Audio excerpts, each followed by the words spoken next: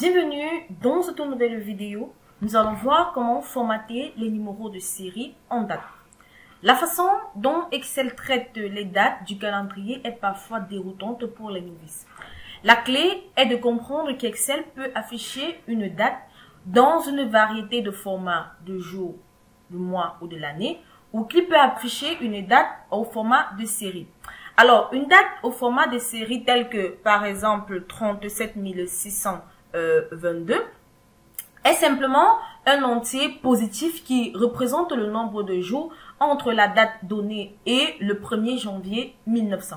Alors, la date actuelle et le 1er janvier 1900 est inclus dans le décompte. Donc, par exemple, alors, si on entre 3 dans une cellule, Excel va afficher, et si on formate en fait ces cellules sous forme de date. Donc, pour le faire, comme on va le faire bientôt, voilà. Lorsque j'entre 3, vu que ma feuille de calcul était formatée sous forme de date, Excel entre tout simplement le 3 janvier 1900 au format des séries de numéro 3, comme vous pouvez le constater. Donc, si je viens à ce niveau, au niveau de l'onglet accueil, dans le groupe nombre et que je formate sous forme du standard, vous constatez avec moi qu'il s'agit effectivement du numéro de série 3. Donc, lorsque je reformate sous forme de date, voilà, Excel affiche mardi le 3 janvier 1990.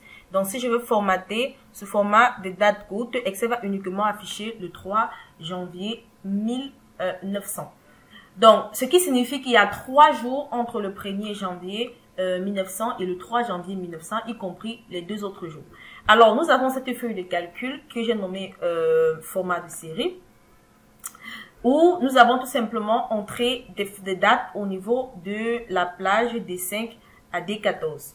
Alors, on va tout simplement reformater ces numéros de série sous forme de date. On va donc copier cette cellule, CTRL-C, que je vais tout simplement coller au niveau de reformater, au niveau de la colonne E5 à E14. Ensuite, je vais tout simplement sélectionner la plage pour reformater sous forme de date.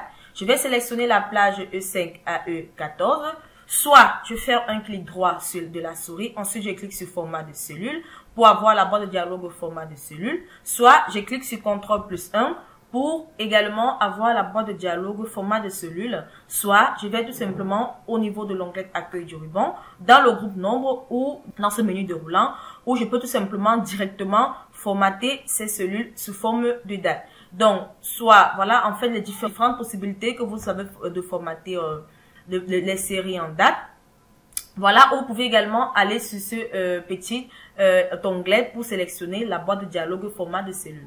Alors, dans la boîte de dialogue format de cellule, on va tout simplement cliquer sur les dates. On a par exemple les types de dates où en fait avec cette possibilité, avec la boîte de dialogue, vous avez plusieurs possibilités de choisir votre format de date. Voilà, on va laisser le premier et lorsque je clique sur OK, voilà, cela transforme tout simplement les numéros de série en format de date. Donc voilà comment formater déjà le numéro de série en date. On a également une autre possibilité de changer simplement le format de date d'une cellule.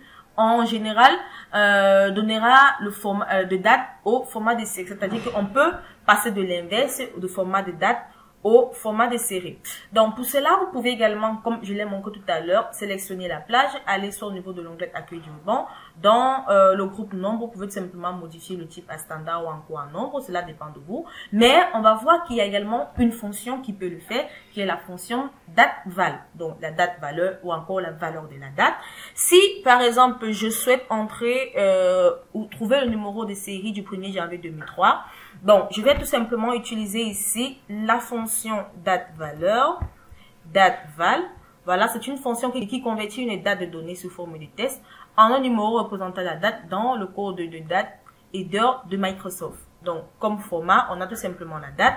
J'entre les guillemets pour entrer la date. Il s'agit du 1er janvier 01 également.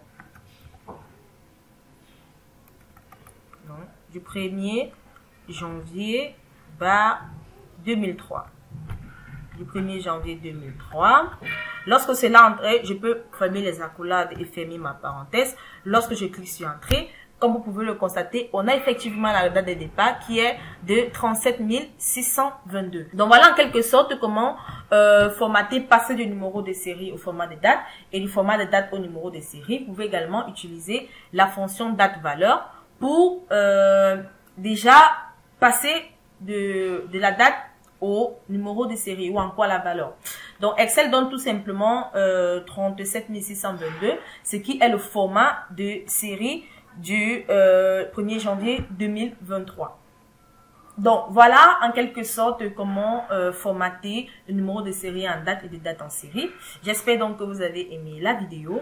Nous allons nous retrouver très prochainement dans une nouvelle vidéo.